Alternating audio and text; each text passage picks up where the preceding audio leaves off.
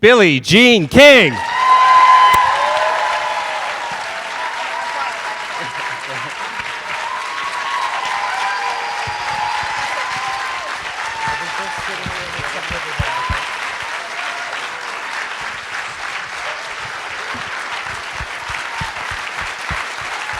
Thank you.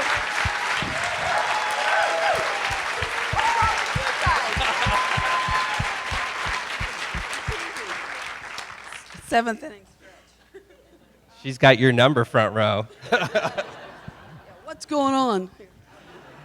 Oh, talk about the best Christmas present anyone could hope for. Thank you so much for being Thanks, here. Raj. Thanks for having me. It's great to have you here. So I want to just for the moment park the very obvious increasing timeliness of this film to just to talk about and really celebrate the positive change that your story has meant in this country specifically and in the world more broadly up to this point, because I'm sure your story will continue to have a positive impact. But I'm thinking most specifically about how you've sparked an acknowledgement about how women lead change in this society.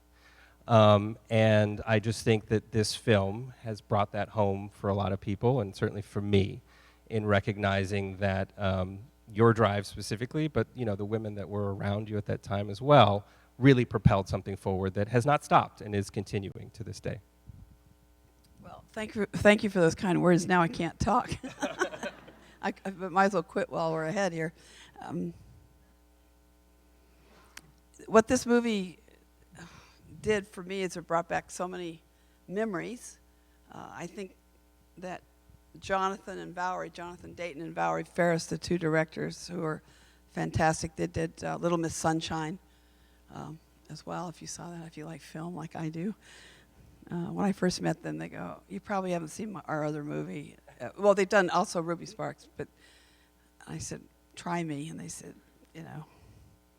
Little Miss Sunshine. I said, "Oh, I've seen that 3 times," so I was in good company. But I thought they did a wonderful job in deciding how they were going to put this together, and they did capture the essence, and they captured 73. And Fox Searchlight used the 1973 old logo. They did film. They didn't do HD. I mean, digital.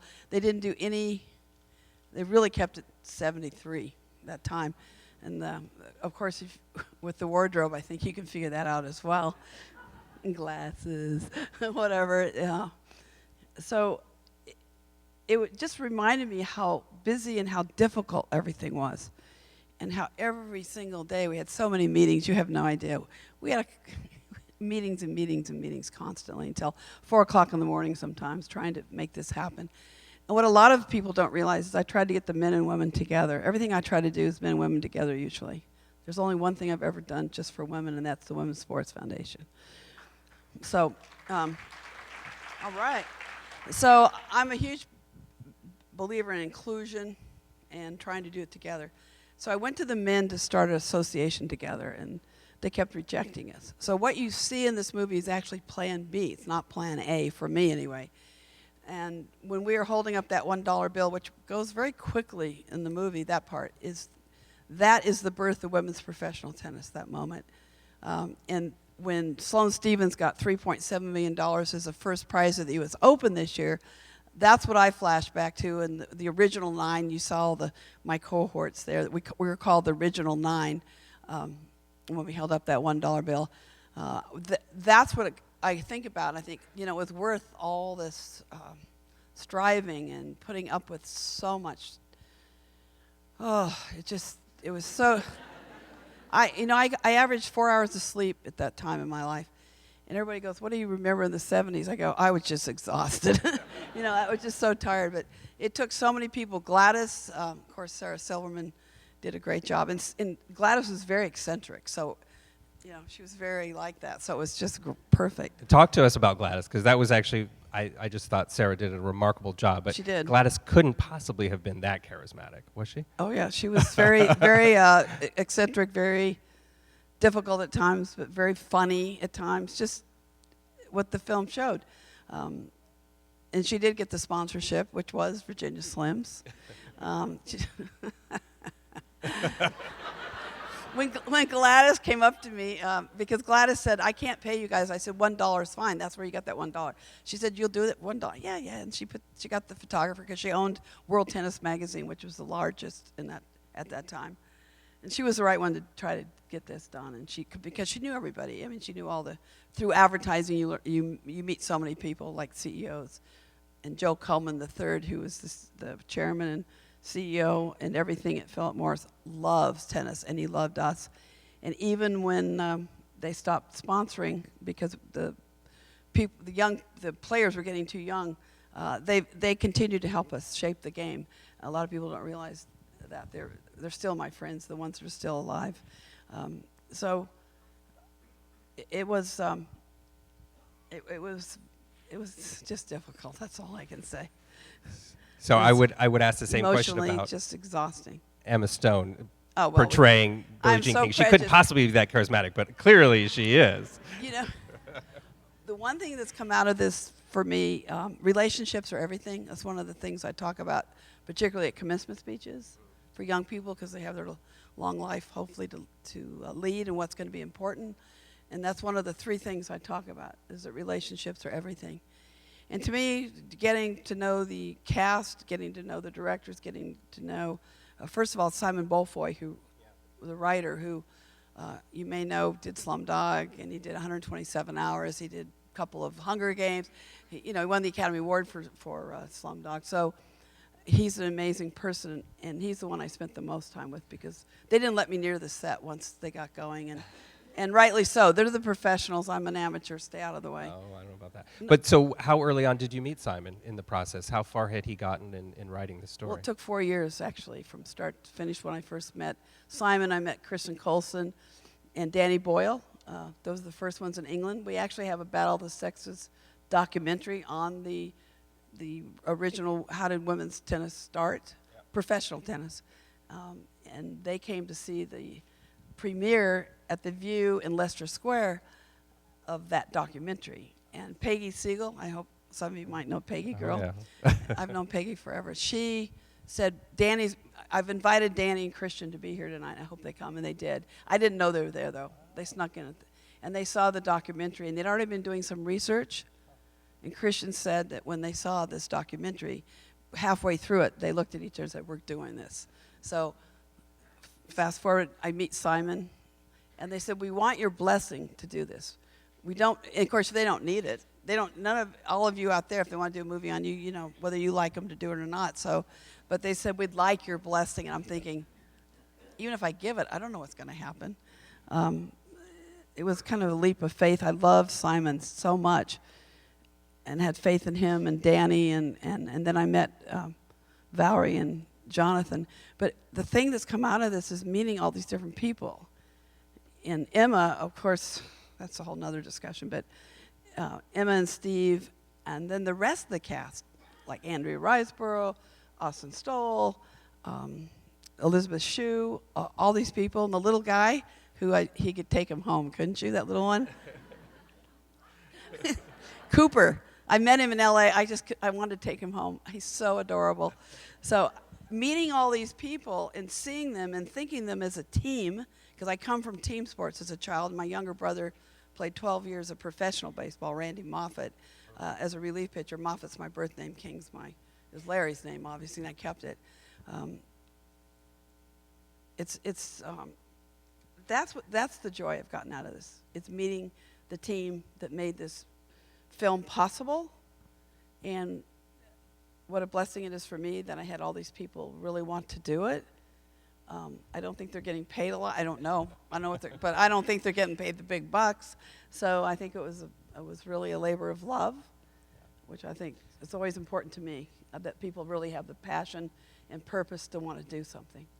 And they've done a remarkable job. Yeah, they did a great job. And Emma, I've gotten to know quite a bit now. Obviously, I've gone to a lot of the festivals, Telluride, Toronto, New York, L.A. It's been fun. Has it? Yes, enjoyed it? We can be weird people. I don't mind weird people. I love people. I don't, everyone's quirky. everyone's quirky, and some are more quirky than others. But as long as they're safe. But I love people.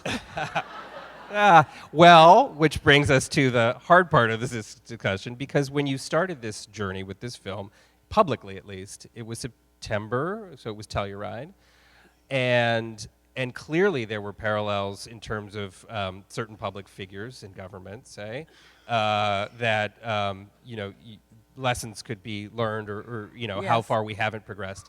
But now fast forward only to December. It really hasn't been that long. And there's just been a whole new tidal wave, really, of revelations about certainly sexual misconduct. The imbalance of power. There you go. And I'm just wondering how Finally. how that has changed, how the world we live in today versus the world we lived in September. It was the same world, but just what is more publicly known now, let's say, about this world has changed vis-a-vis the film, maybe. Well, I think you have to. And I don't know the two writers. I met them, though, the women writers from New York Times.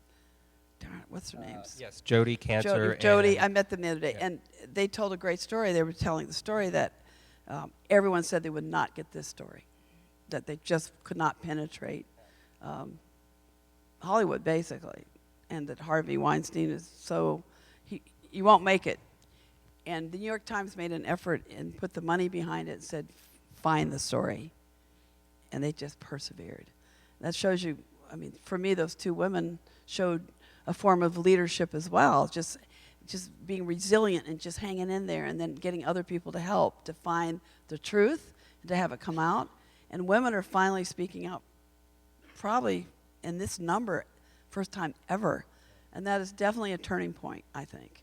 And I think we have to be very careful, though, that there's a due process here either, because some people maybe didn't do what they've been accused of. So we have to also think about that. But with Harvey, I think it's pretty clear. Well, I've met Harvey a few times. I was even on a committee for one of his movies, I think. Yeah. Iron Lady, Meryl Streep. Yeah. Yeah, I'm pretty sure. Well, what has changed a little bit for me with the movie in the intervening months is, there was some kind of pushback. Well, maybe Steve's character, the way that Steve was portraying Bobby, oh my God, was he did a an great exaggeration, job. Or maybe it was too over the top. Now No. it's like a literal documentary, right? Yeah, compared to our president, he's not even holding a candle to him. No, because I think there was an incredulousness, right, with some people. He like, was no exactly one would like that. No, that's the way it was. Even the words they used. Can you believe how sexist some of these words were? How about Howard Cosell? He not once talked about my accomplishments. He talked about Bobby's accomplishments, not mine. He talked all about my looks. Think about it. Now if you go see it again, you'll notice. Because I didn't know. I had to go back.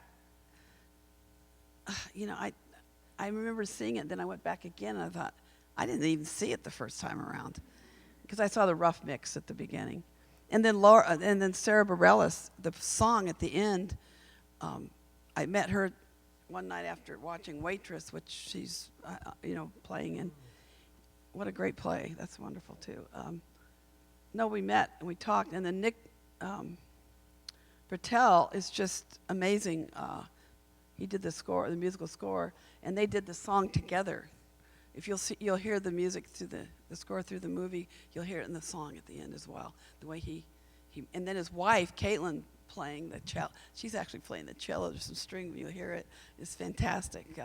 So I've gotten to know Nick too, and he is adorable. So you get to know these people, and you look at the teamwork and how they put their heart and soul into this movie and how much they cared. And then also but I think the women coming out is the turning point. I think Alabama voting the other night is a turning point.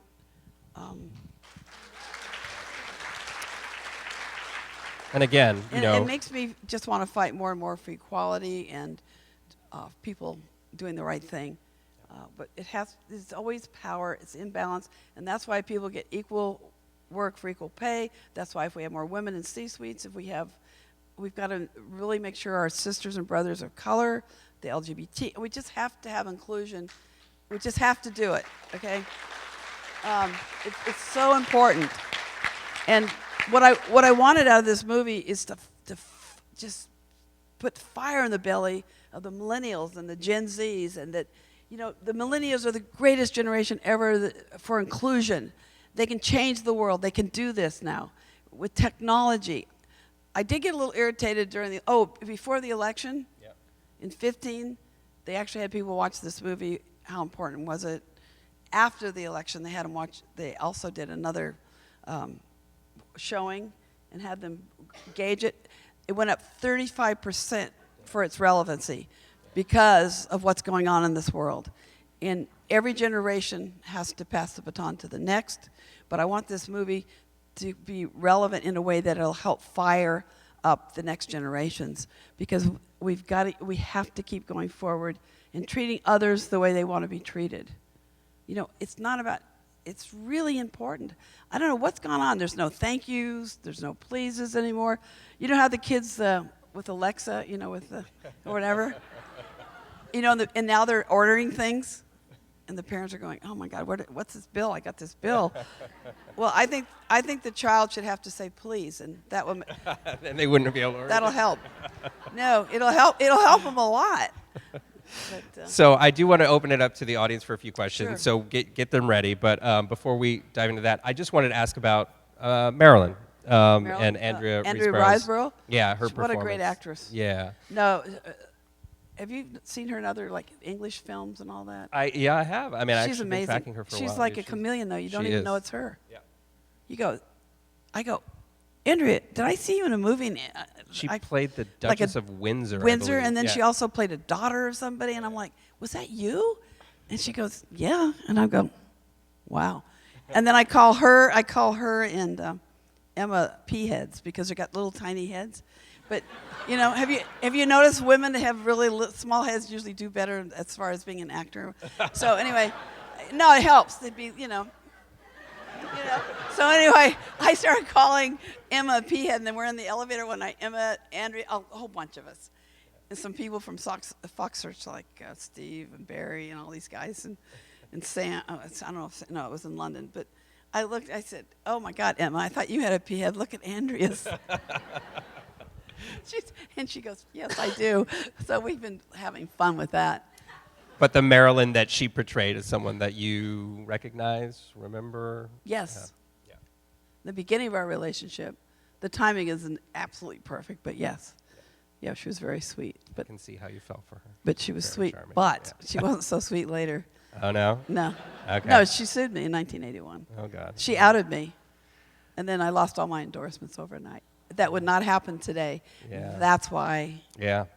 the truth does set you free, and I'm telling you, it took me about 20 years to recover, and I didn't get comfortable in my own skin until I was about 51, and I'm 74 now, so I've had a good 20 years. Yeah. Yeah. So, let's open it up to the audience for a few questions. I'm just looking in the back because I always go there. Let's go right there in the middle. There's a young woman with a scarf on. Yeah, okay. Hi, thanks so much. It was a wonderful film, and it's great to hear you speak. Thank you. What's your name? My name's Sarah. Sarah. And I was wondering, can you tell us a little bit about how after the movie, the WTA really... Because I feel like the WTA, how it went from the Virginia Slims tournament to what it is today. Okay. What they did in the movies, they combined two things at once. They did the $1 bill thing. That happened in 1970, and then the WTA did happen in 73. And I thought they did a really good job by the way they did it. I thought, there's no way they can do this story. And then they figured it out, and it worked. But when we started the women's professional tour in 71, then there ended up being two tours. Do you remember when I talked to somebody and they came around and then we held up the $1 bill and I said, we're out of the USTA now? They did start a tour. I'd asked them for 2 years to do a tour and they said no. So after we started it, then they started another one. So we had competition. Chris Everett played for them, Margaret Court. Oh, that's another. Virginia Wade. And so I said to our group, Rosa Casals and Ann Jones and a lot of us, I said, we have to be one. We have to be one. We shouldn't have the top talent separated. It's not good. Any talent separated. So I said, Rosie, who can you influence? Betty, who can you influence? Ann, two people each. And we just started lobbying like crazy. And it took until 1973. So it took about a year and a half to 2 years of lobbying. And so we finally came together at the Gloucester Hotel. And I had Betty Stove lock the doors and not let any player out until they signed. Literally. And we did finally have an association, which is really a union. The reason we're called associations is because we're independent contractors. Otherwise, it would be called a union. So when you see WTA, think union. And I told you I wanted the men and women to be one union. So this is Plan B. So today, we're global and playing for like millions and millions of dollars, $153 million or more. I think it's more now. Every year it goes up. And when I told you about Sloane Stephens getting that big check at the U.S. Open, that's the reason, because we forced the majors to change. We actually were getting more money in the Virginia Slims at the beginning than the major championships like the U.S. Open, and then they went way up. But the U.S. Open did equal prize money in '73 as well. It was a huge year. Got that done in '72. There's a lot going on. That's why I'm telling you I'm so tired. So I don't know if I answered your question. Now we're global. We started in the U.S., then we went to England. But our dream, the 9 of us, our dream was, because we talked about this before we were willing to do the $1 bill, like we're going to be ostracized, is that we wanted a place, we wanted any girl born in the world to have a place to play. That means compete, because they were dropping tournaments all over the place for us. So we didn't know if we didn't have a place to compete, forget the money. That she would be appreciated for her accomplishments, not just her looks, and that she'd be able to make a living, because we used to make, as amateurs, $14 a day. So we fought for pro tennis, got that in '68, and then became the '70 was the $1, '73 was WTA. So things were happening. It sounds slow when you say it, but it was really daily. It was just exhausting. Just back and forth, back and forth, back and forth all day. And oh, by the way, Billie, you have your match now. Oh, I have to go play and work out and do all that besides. So all of us were doing that. But I had I had to do most of I had the heavy lifting for the publicity part. Incredible. Some water if you want. That's all right, I'm fine. Okay. Well, maybe. I'm going to look. We have yes, to have a gentleman, right there. Yeah, we have to go girl, boy, I told him. She told me. She told me. I'm not kidding. Hi, you mentioned about changing the timelines to accommodate the movie, which I guess is common when you make a movie. But my question, maybe it's a bit too delicate, is how accurate was the portrayal of Margaret Smith Court, of how are her feelings? We know more reading about her about today. Margaret lately? I know about today, but obviously back then is that an accurate portrayal? Well, I was quite religious as a young girl, so we got along really well in the beginning. But I think in all fairness, Margaret, she's Australian, so she didn't have the same sense of women's liberation or the women's movement at all. And she wouldn't want it anyway. But I did tell her that it was going to be a circus. I told her, when she told me she was doing it, I said, it's not a tennis match. It's a circus. It's going to be really hard. And so I thought they did a pretty good job. And Barry did travel, and Danny is the baby's name. I can tell you that was their first baby, who is adorable. But they were giving the baby beer, like at 1-year-old Aussies. Here, have. And I'm thinking, don't make him into an alcoholic, stop. But no, I would say, I don't know what she was thinking, but I thought they did a pretty good job trying to. They're going to have to make a contrast in a movie, but yes, she's very religious. She just came out that basically transgenders are really babies of the devil and stuff like that. I'm having trouble. Lana, my partner and I are going to Australia in January 12th. I'm going to do my first Pride thing at the center court there at the Australian Open. Amazing. No, I'm always working. I haven't been able to go on a parade. I'm so upset. And so finally, it's great. And then we're going to have a Billie Jean King Leadership Initiative symposium on the women's semifinals. We're going to do a lot. And I get to see, we have 3 godchildren that live in Australia, so I'm so excited to see them really the most. And but I'm hoping, I don't think Margaret will be there, but I'm hoping she will, because I'd love to sit down with her. Mary Carell just went down there. Do you know Mary Carell? She's an announcer for Real Sports. She just went down there and spent 4 days with Margaret. And then she's going to interview Martina Navratilova, and then she's going to interview me on Thursday for Real Sports. It's going to be part of their program. I don't know when exactly. I can't wait to talk to Mary. I'm sure her head's hurting. 4 days. Margaret has her own congregation. She has this Victory, and they do a lot of wonderful things. They feed people. But if you're gay, they believe in conversion. So it's and you know she has a court named after her, Margaret. So it's going to be very interesting. What? For the time being, do you think she should have it or not? I really can't. I've really stuck up for her. In fact, I wanted her to have a center court with Laver. I thought it should be both of their names. And I thought that she's won more Grand Slams anyway. I said that's not right for her to have the court she has. She should have more of a showcase court. So, but now it's pretty good. But what do you think? Your Aussie friends? Yes, they all think it should. What's your feeling though? You're not Aussie though, right? I'm not Aussie, but I think it should be taken off. Take it off because? Just the horrible, horrible things she said. Okay. Thank you. Thank you. I'm doing my little mini survey. I will say that the government does name the court. The government's involved. So I want to meet with the Prime Minister and just listen and ask questions. I can't imagine the Prime Minister won't meet with you. I was going to pick one on that side. Yes. Hi, Billie. Hi. Hi, my name is Miranda. I want to say thank you for everything you've done for women in the last however long you've done all this. I want to just ask what you thought about fear, because watching this, that it's amazing to me that you had so much bravery to do this and stand up for women, but being myself a woman and trying to be an entrepreneur myself, doing Are you an things I wanna entrepreneur? do. What do you do? I'm an actor-producer.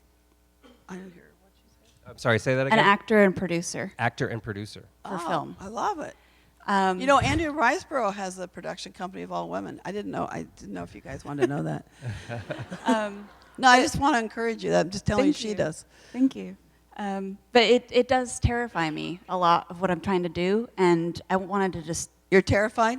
Yes, and I wanted to know what you thought about fear and how to deal with it and how to keep moving forward and go for your dreams. I'm scared. I'm scared to death every day. You just have to... I keep my eye on the prize or my eye on the vision. I really visualize a lot, and I visualize how I want the world to look and how I want things to look, and that really helps me keep going when I'm really extremely fearful or lonely. Or and it's good to talk to others that are in it. What are some things would be helpful that you don't have to make as many mistakes? I didn't have much mentoring, unfortunately. Today I would. I would say men probably ended up helping me more than women at that time, because men were in positions to help, and they were very kind and very good to me. So I would just make sure you have, just remember relationships are everything. That's how things work the best. To have, like for instance, the way I helped get prize money up to equal for the U.S. Open is I said to everybody around me, I said, we have to take something to them. It can't just be about me asking or us. I'm representing us. I'm just saying. So when I was going in, I said, what? And I asked Joe Coleman, and I asked Marvin Coslow, if we could get the difference in the prize money, would they be willing to put it in? And they said, yes, Adam. And that, I knew if I could take money. So do you have money people behind you at all? Someone, I know it's difficult. You need to find someone that understands your dream, and maybe he'll help you. But Don't be afraid to ask for what you want and need, because girls are taught not to. That is one of the hardest things I had to learn. So I was always taught never to ask for what I want and need. Always think of somebody else first. And go ahead and ask for the order, okay? Ask for what you want. What's the worst thing that can happen? They say no. Keep going. And ask them why, and is there a better way for you to ask for it? And what do I need to bring to the table? You know, just keep asking. But I really think, try to think what you can bring, but keep making relationships, keep meeting people. Connecting with others is so important to me. I don't know if it is to you. Is that important to you? Why do you want to do this? Yeah, why? I actually wanted to write stories since I was a little girl. And bingo. Keep telling the stories, and find a way to tell your stories. Come up with a great story that someone can't say no to you. Or something. I don't know. I don't know what I would do. You've got my brain. Yeah. I'm fried now. My brain's fried. But I just go for it. Ask for what you want to need. And remember, relationships are everything. Thank you. So, and keep learning how to learn, and be a problem solver. That's I think those three things, I find people have inner and outer success. So I can't imagine a better set of advice from you for this audience. And actually, this audience might be a good breeding ground for some of that asking. Everyone in here, I want you to go listen. Is it Miranda? What's your name? And I want anybody in here, listen to her story, and then if the spirit moves you, I want you to help her. Come on. Well, we want to thank you for everything you've helped us with. Thank you, Raj. This is a real privilege. Thank you, everyone. Good luck, everyone. Bless you. Happy holidays. Thank you.